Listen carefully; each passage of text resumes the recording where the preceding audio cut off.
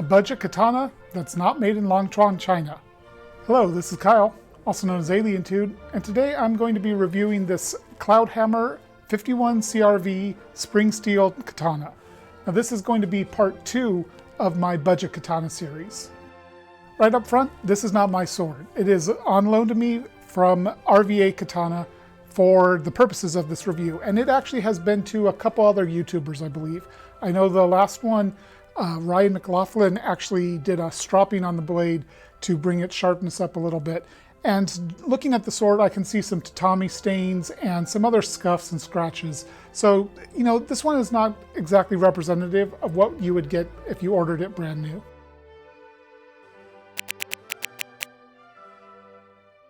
So let's talk about Cloudhammer for a little bit. They changed their name recently. They used to be known as Bizer, and neither Bizer nor Cloudhammer seem to have much of awareness about them. There's not a whole lot of reviews. You don't see a lot of their swords out there. So I'm really glad to be able to do a review of this one. Cloudhammer is based out of Taiwan, and they seem to use a blend of modern steels with traditional techniques, trying to go for something of a modern katana that still uses the traditional spirit of the sword. Now, Cloudhammer has a whole lot of different katana available, and they range generally from the budget end around $300 up into $1,500. This one, as configured, would retail for $300. Now, one of the cool things about Cloudhammer is they are one of the very few companies I've seen that actually produce tachi that look like tachi. Most modern manufacturers that make tachi basically take a katana blade and just slap tachi fittings on them. And that's not really quite correct. You know, a tachi generally is going to have a longer blade, deeper sori. The Nakago area, the Tsuka, is generally going to be curved a little bit. And like I said, Cloudhammer is one of the very few companies I've seen that makes tachi that actually look like it. The official distributor for Cloudhammer in the US is RVA Katana, which is based out of Virginia. And the owner of RVA Katana is the one who sent me this sword as a loaner for review. Through RVA Katana, you can do an extreme amount of customization if you want to. Generally speaking, you know, 90% of the cost is in the blade, and then the final 10% is in the various customizations. You can customize pretty much whatever you want in terms of, you know, blade geometry, length, shape, you know, bohi, no bohi, and of course the Koshirae can all be customized as well. Anything heavily customized like that, though, is going to take longer to ship, of course. Now, RVA Katana does have some stock of these 51 CRV katana blades in Virginia, and anything that is just basically customized with Koshirae and such is going to be able to be shipped out much quicker. Let's take a look at this katana, starting with the saya. It is a very good fit. There's no rattle at all, and absolutely no issues with retention. If I draw it, just a simple thumb push draws it perfectly. So it's got a very good fit. It has a nice matte black finish with some shinier glossy bits on it, and this overall look does a really good job of hiding fingerprints. There does not appear to be any buffalo horn in the koiguchi, kurigata, or kojiri, and the koiguchi is shaped pretty decently, but it's kind of sloppy. The lacquer is kind of slopped over into the wood a little bit. Pretty common on budget katana. The sageo is a black cotton, and it's pretty bog standard for this price point. Now let's take a look at the Tsuka and Koshirae. So the Tsuka is a pretty bog standard shape with not much dimension to it. You know, there's no hourglass shaping or anything, but that's not a problem. It's actually very effective for edge alignment, and that's the most important thing. The Edo wrap is this really nice leather that's got a little bit of a softness to it, and it feels great in the hand. I absolutely love the feel of this Edo wrap, and it's also very tight. I can kind of deform the diamonds a little bit, but it doesn't stay deformed. They go right back to the standard position. And overall, the wrap is pretty even. The diamonds aren't exactly the same shape, of course, but they're not bad. This is a very good wrap for this price point. The Musica are made of brass, and they look like they are, bamboo leaves, something like that. Casting detail is pretty good on them. You can make out some details. Now, Musica are supposed to be in a set. They're supposed to be similar but slightly different. These are covered enough by the Ito wrap. I can't tell if they are actually two different pieces or just the same one duplicated. The Samegawa is real, and it's got a bunch of small nodules. There's no emperor nodes or anything like that. From what I can tell, the Samegawa is panels, not a full wrap, but it looks like it's inlaid into the Tsuka core because I don't feel or see a ledge where you would typically see it if it's just glued on top. That's a nice touch. Something that's pretty unusual on budget katana is that there is only one makugi. That's the bamboo pin that holds the entire Tsuka onto the tang. And that might account for the fact that there is a little bit of rattle in the Tsuka. It's subtle. When I cut with it, I can sometimes hear and feel it. And if I do this, you can almost definitely hear that. This has gotten a little worse. We're going to get into that later. Now this rattle could be caused by I'm kind of speculating here, but it could be caused by the Nakago not quite matching the Tsuka core, so that there's a little bit of void in there. It could also be caused by somebody else disassembling it and then not getting it quite put back together properly.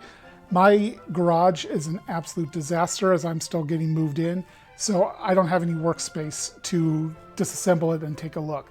So unfortunately, it's not going to be disassembled for this review.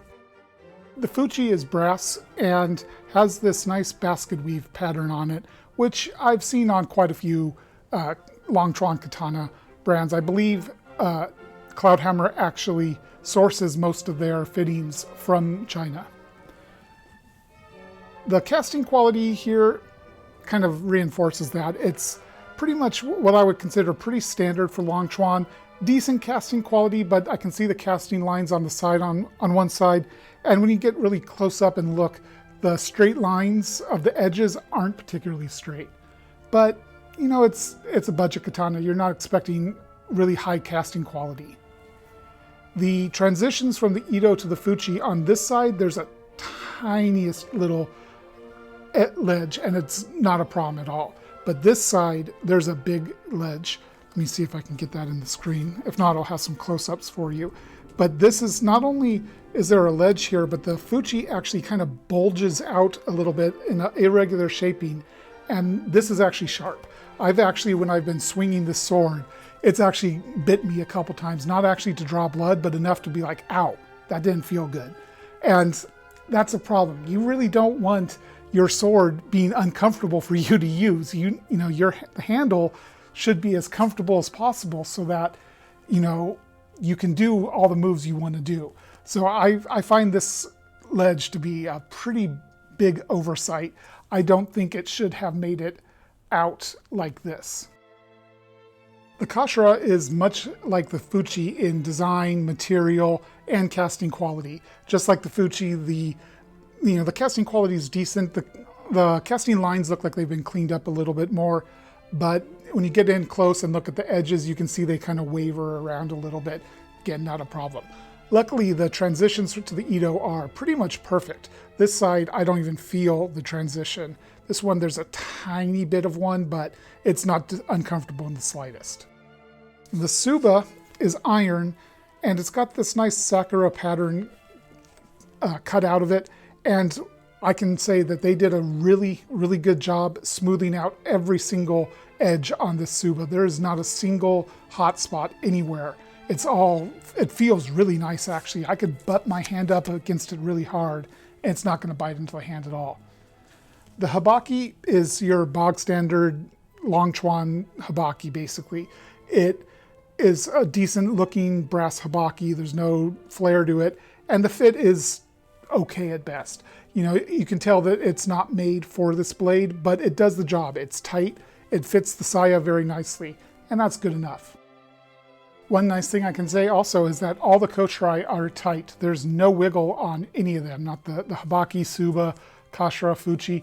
They're all perfectly affixed and tight, and something I really appreciate because it's a problem I've noticed in a lot of budget katana is that those Koshirae start either wiggle right out of the box or they develop a wiggle very quickly. And now it's time to talk about the business end, the blade. Unfortunately, just like my previous review, I just do not have the capacity right now to take the detailed measurements that I normally do. What I can say though is that this blade does start nice and thick and does a very even distal taper down all the way to the Kasaki. It looks like to me it's about a 50% distal taper, which is around pretty normal for a katana. This is a Shinogi Zukuri geometry with no bohi or fuller. That makes it a little bit more tough because the bohi does slightly reduce the strength of a katana, but it also means it's a little heavier than a katana with a bohi. The blade is made of 51 CRV spring steel, and it's through-hardened. There's no hamon on here, and I'm frankly really glad they don't wire brush a fake hamon on. Now 51 CRV4 is pretty similar to 6150 with a bit more vanadium in it. Now I'm not a metallurgist, but I believe that means it basically is a bit tougher than 6150 and has some more wear resistance as well. A through-hardened spring steel katana is ideal for somebody who is new at using katana because it's not going to take a bend on a bad cut anywhere near as easily as a differentially hardened katana. You know, with that kind of katana, the back is much softer than the edge. So that means if your edge alignment is off, there's a decent chance that the back is going to bend some. That's a design of the katana that's intentional. It means the katana does not break as easily, but it does mean it's a little bit more prone to bending.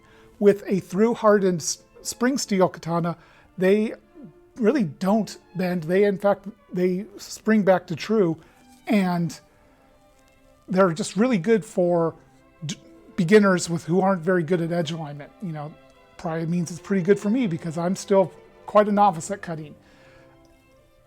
It has a little bit of flex to it, but not much, and that's what you would expect out of a katana. Their spines are so thick, they don't bend under just manual power very easily.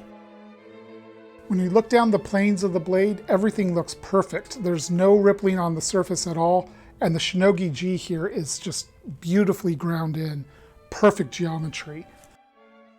The polish is what I would call a low mirror. That is, it's reflective, but there's still a little bit of dullness to it. It's not super bright.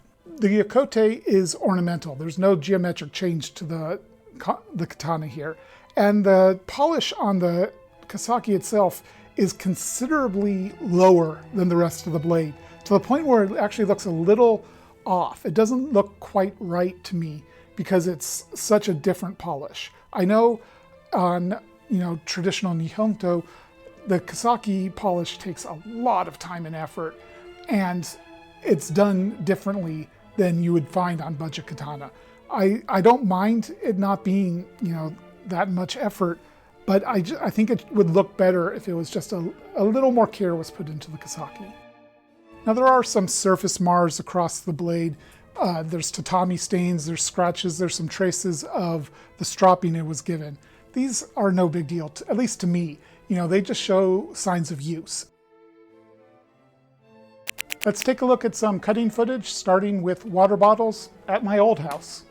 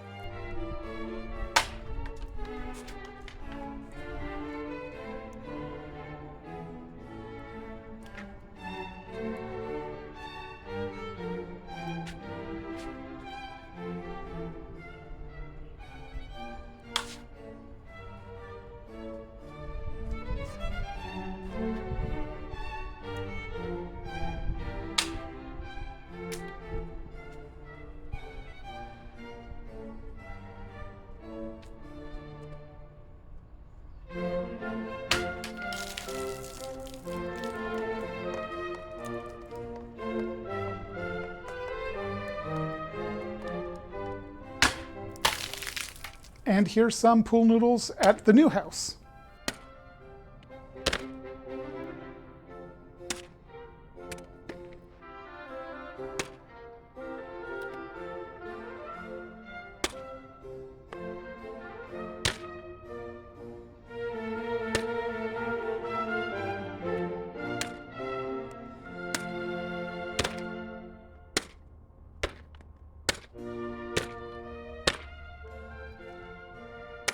So overall, it's quite a bit of fun to use. I really enjoy cutting with this sword.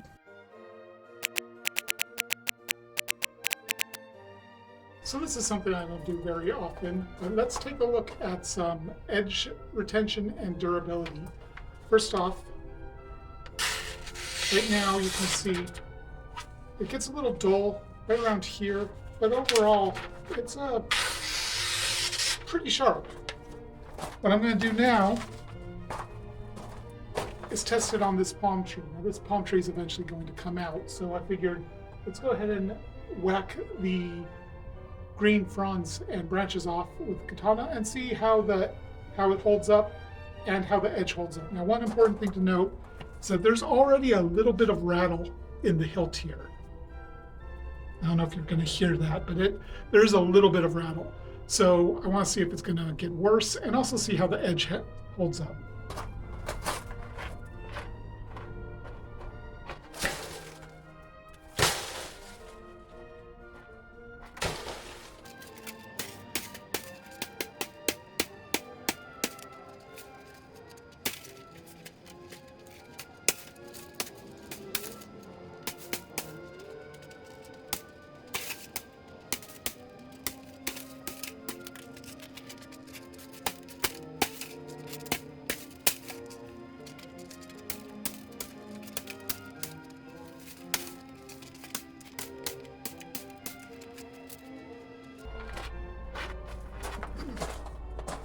So first off, that did a really good job. Don't see any damage to the blade. Looks like it's still perfectly straight. Let's see how the edge held up.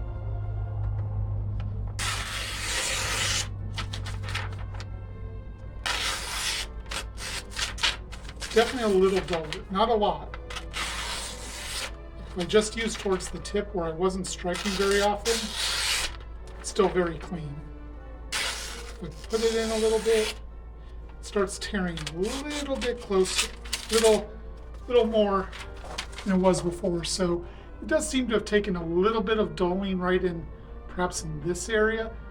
Not surprising considering what I was doing to it.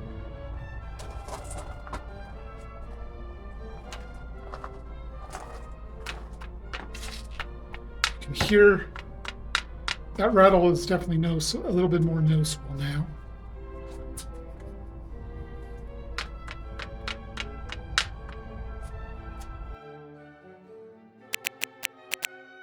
Now talking about handling. So as I mentioned before, the fact that there's no bohi makes this katana a little bit more forward heavy, a little meatier in the hand. You feel the blade a bit more. That just basically means it has more authority in the cut. But it is still very maneuverable. I actually really enjoy moving this katana around. And as I said when talking about the Tsuka, I love this Ito wrap. It makes the katana feel so good in the hand. And it just makes me want to keep using it. I don't know what this specific leather is, but it's great. And I really can recommend you getting this option if you're going to get one of these katana. I think this Ito wrap is phenomenal. It's probably the thing I like most about this katana. But one-handed, I definitely feel it more. I had the Romance of Min katana recently, and I was doing it one-handed, and it felt pretty good. This one, I definitely can feel it a bit more. So it's usable. It's definitely usable one-handed, but it definitely feels better too. Now, you saw the rattle in the hilt. When I'm just moving it around like this, every now and then I hear it, but more than that, I feel it. It feels like a little click in there, and it's just like, I don't know.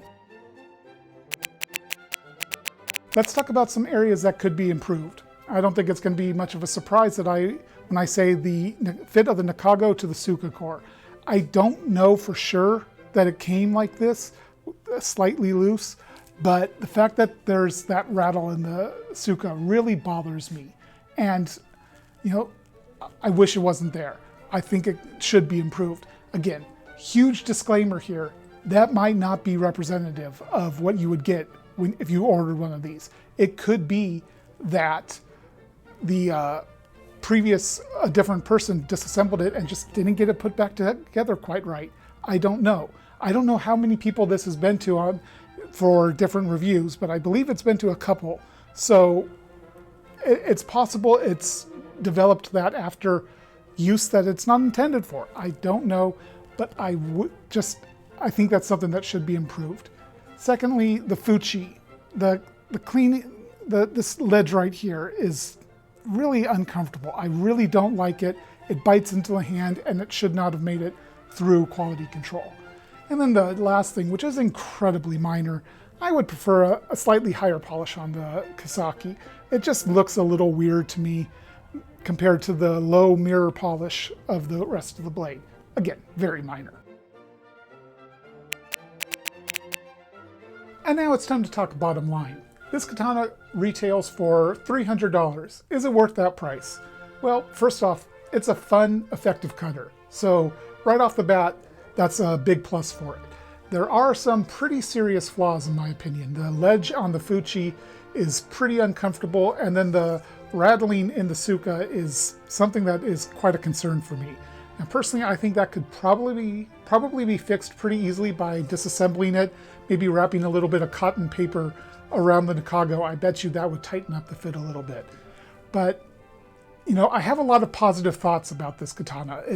My heart says, yes, it's worth it. My brain says, well, those flaws are kind of a problem. So where do I go from here?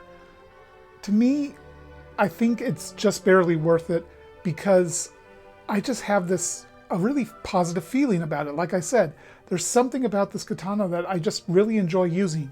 Part of that is the Ito wrap. I really like the feel of this leather, but it's also it's an effective sword and it's fun to use. And you know, that's when you're getting to a budget katana, the most important thing to me is it effective? Is it fun to use? Is it something that I could see myself going out and just cutting just for the heck of it?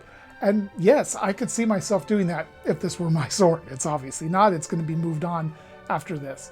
But while yes, there are flaws here, I do think it is just barely worth it. And if you could get one without the flaws that I've identified, absolutely it'd be worth it. And that's going to wrap up my review of this Cloudhammer 51 CRV katana. I want to give my thanks to John over at RVA Katana for allowing me to hold on to this sword for several months to get this review out. Thank you, John, and I really do appreciate it. For everybody else, until next time, Alien Toot out.